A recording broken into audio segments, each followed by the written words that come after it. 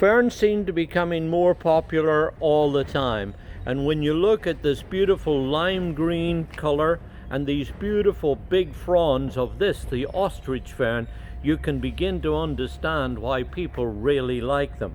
But there's other reasons too why they become popular. They're easy to grow.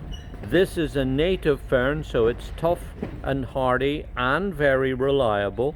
It will grow really under a wide series of conditions.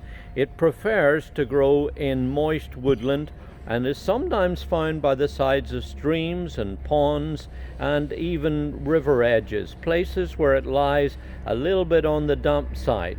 And when you get it growing in moist, retentive soil, you'll find that it can grow as much as 4 and 5 foot high, producing these big, brightly colored green fronds that sit up obviously like an ostrich fern.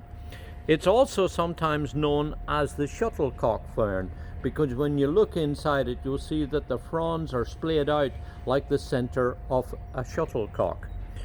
It's a plant that is really very nice to grow in either as a single specimen, but better still if you could plant this in a shady colony. It will tolerate quite a lot of shade.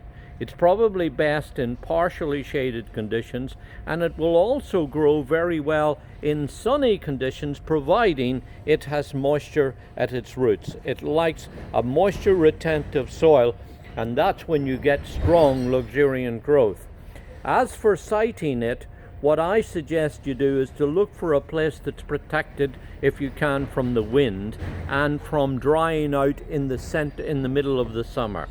If it's in a windy place, you'll find that the fronds tend to get tattered and a little bit disfigured later on in the year. And when you see all of this beautiful kind of lush growth, it would be a shame really to have that happen.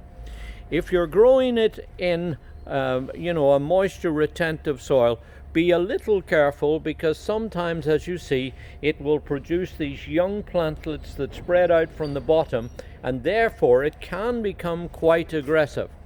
I find that I grow this in a shady part of my garden, and actually it's surprisingly good in the drier conditions that I have.